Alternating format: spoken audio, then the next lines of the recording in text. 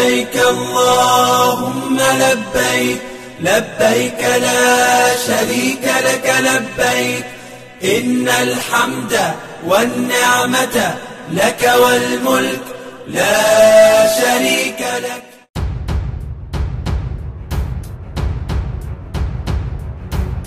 Biaya umroh jadi 60 juta rupiah, ada syarat tak masuk akal dari Arab Saudi.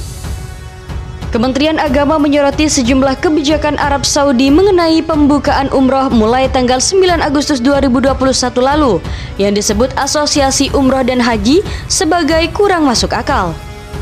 Sejauh ini Indonesia menjadi salah satu negara berstatus ditangguhkan untuk melakukan perjalanan langsung ke Arab Saudi di tengah angka kasus COVID-19 dan kematian yang masih tinggi. Asosiasi Penyelenggara Umroh dan Haji memperkirakan kebijakan Arab Saudi akan mengerek biaya umroh 2 kali lipat dan ini sangat tergantung dari hasil lobi pemerintah Indonesia.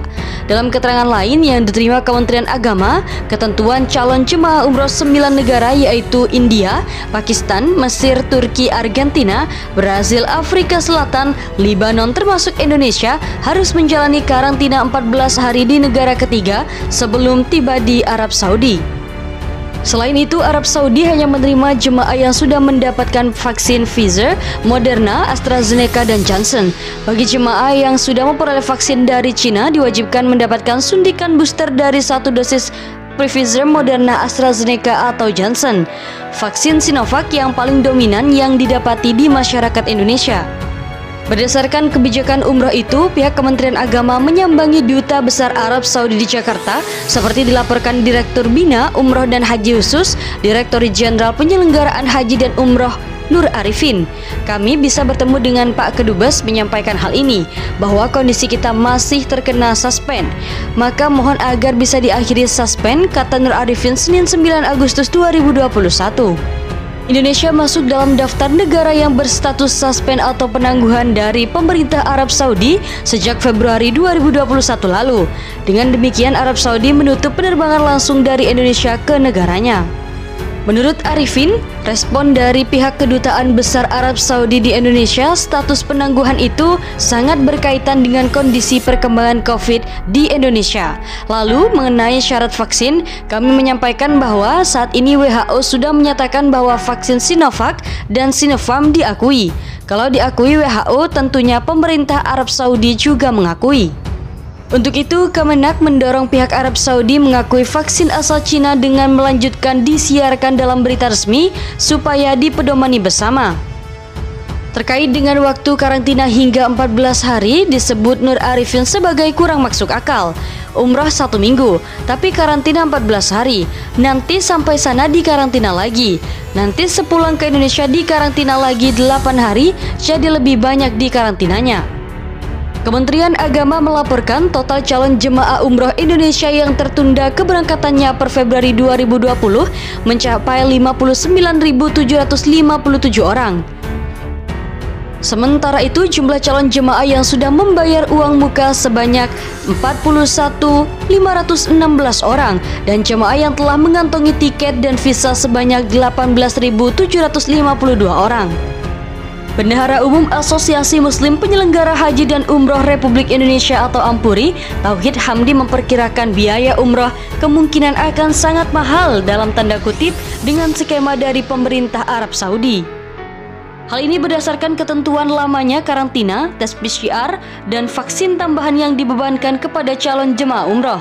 Kalau kita bicara harga, akan jadi 2 kali lipat, bisa sampai 54 hingga 60 ribu juta per orang untuk selama 30 hari menyelenggarakan ibadah umroh, ungkap Tauhid Senin 9 Agustus 2021. Tauhid juga memperkirakan dari hampir 60.000 orang calon jemaah umroh, hanya 70% yang akan melanjutkan perjalanan ziarah itu sampai penangguhan kembali dibuka. Tapi kalau membatalkan itu banyak persoalan. Travel itu sudah membayarkan ke airlines dan hotel-hotel di Saudi Arabia. Bagaimanapun, kata Tauhid, hal ini sangat tergantung dari diplomasi pemerintah Indonesia ke Arab Saudi. Kasihan masyarakat kita yang sudah mengumpulkan uangnya. Begitu lama ingin umroh kemudian jadi mahal. Ia juga mencontohkan negara-negara tetangga Indonesia seperti Malaysia yang kasus COVID-19-nya masih tinggi beberapa hari belakangan ini, tapi tidak masuk ke dalam daftar penangguhan pemerintah Arab Saudi. Itu kan persoalan diplomasi saja. Dikarenakan beberapa persoalan di atas, calon jemaah umroh mengungkapkan kekecewaan pada pemerintah.